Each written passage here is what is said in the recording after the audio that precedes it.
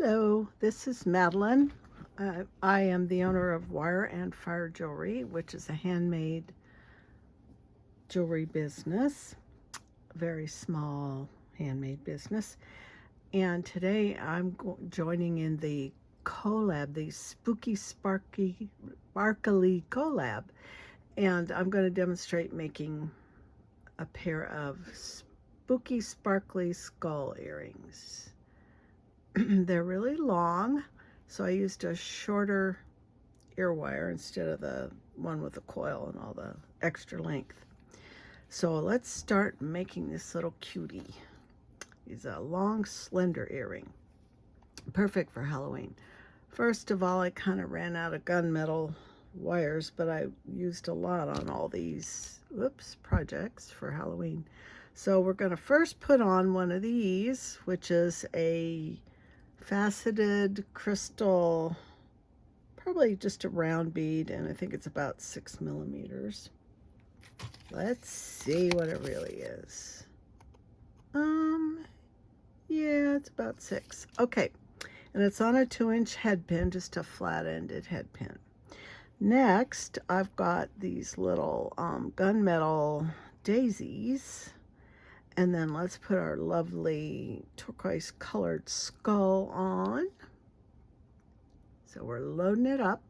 Oh, wait a minute, I've got wrong lighting here for you. So now we've got our skull with, man, it's hard to see, the top going on, which is one of these little daisies because I ran out of big ones, but it looks just as good. You can always fudge around on these. All right, so let's string our top half onto an eye pin, and then we'll be ready to wrap them. So the top is this, it's actually a crystal drum bead because the top and bottom are flat. You can use whatever you want. I just happen to have these, and they have a purple black finish. Very nice, sparkly. So on the bottom I have this lovely crystal, which has an AB finish. It's kind of purpley. Then we're going to put on our drum bead, and then we're going to put another one of these little skinny rondelle crystal beads. Okay, so now we've got the top half done, and that's just the layout for another set. So let's go ahead and start. I love these thin pliers from Xuron. There, I'm not bragging about the company or it's taking anyone's thunder, but it is a lovely plier. So I grab it as tight as I can above the last thing I put on and just bend it over, 90-degree angle. Okay. And next we need round nose pliers, and I happen to have these, I can't think of the brand right now, but anyway, they were expensive at the time. Oh, Lindstrom, but they're made for arthritis, which definitely is the case. All right, so let's do a nice little loop. We're going to do a wrapped loop, and I usually have to adjust quite a bit. Even though I've made thousands of these, they're always a little bit twicky. Okay, so let's turn it a little more. I just keep moving the pliers till I get the circle I want, and that's slightly wonky. So we can back it off just a little bit, see if we like it. That's better.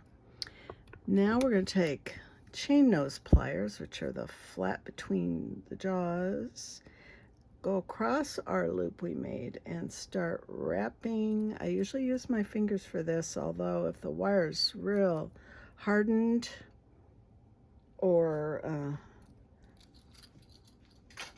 you just don't have the strength in your fingers, you can use pliers, bent nose pliers or other. After you wrap it around a few times, sometimes it gets pretty stiff, even after a couple times. Now, this is going to spin around, so there's really no front or back to this. And I'm going to quit there It's starting to loop over on top of the other ones. And we're going to trim that off carefully, not cutting anything we don't want to cut. Cover the wire so you don't fling it into your eyeballs. And now we're going to work our little cut end back in because it's rough. And you can either use your regular chain nose pliers or these narrow ones. It kind of depends which ones I use because I don't want to hurt a crystal or something that's right up below where I'm working. Well, sometimes with those I'll use the narrow ones. It's just practice. Okay, that's still rough. And it did go around a little bit longer than I would have liked. So let's see if we can fix it. It's getting better. Okay, so we've got our rough end taken care of.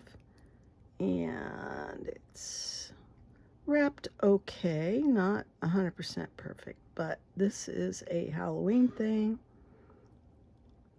It's allowed to be a little wonky. All right, there's the bottom of our lovely earring. Now we're going to do the top, starting the same way. I like this to use these narrow, really thin chain nose pliers because it makes a smaller space in here for your wraps, and I don't like a ton of wraps. Okay, so now we have the 90-degree angle. This one, I sort of forgot, it does kind of matter which way it bends, so I might have goofed that up. Because you have to kind of decide which loop you want to show, the skull loop or the loop above it. And so I just kind of messed that up a little bit. But we're going to soldier on here. Sometimes you can adjust it. It needs to be like that. So my bend here needs to come over a little further to make it a 90-degree deal here. So I'll try fudging it. If that doesn't work, well, you know. So I'll pushing this wire over, see if we can get 90 degrees. Well, look at that. We did. All right, so next we're just going to do our wrapped loop. I used to have marks on these round nose pliers, but I've done so many I can usually eyeball it. It's very wiggly. And you want this loop to come out at a 90 degree to the bottom one because that's how my ear wire is. It's going sideways. We need it to be sideways. Okay, so here we go. I usually jab my thumbnail in there to hold everything, and I push on the bottom of it to make it not wiggle. Okay. I've decided doing these loops on video is not easy because you can't see as well. Okay, let's see if that's a good one. Ooh, I did good. Okay, now we're ready for our chain nose pliers again. And sometimes you need to kind of adjust this, but I'm going to wait until I've got it wrapped because sometimes you need to bend it a little bit one way or another if it's leaning forward or backward too far. So 1, 2, and this guy had 2 loops. I'll look at the back part here and see if I think it's got enough coverage. I think it does. So now we're going to cut that excess wire off carefully. Okay, and now it is time to smooth that out there. And I've got a crystal below here, below this wire, so I'm going to try to gently squeeze with my thinner. There we go. So everything's kind of lined out. Checking angles here. That's pretty good. This one's just slightly, maybe, I don't know, a little wonky. Now we're ready to connect these two. So sometimes I'll open this loop first and connect it, but not today. So when you're opening a loop, you always bend away. You don't pull it apart. You twist it away from you. And this is now going to be the front.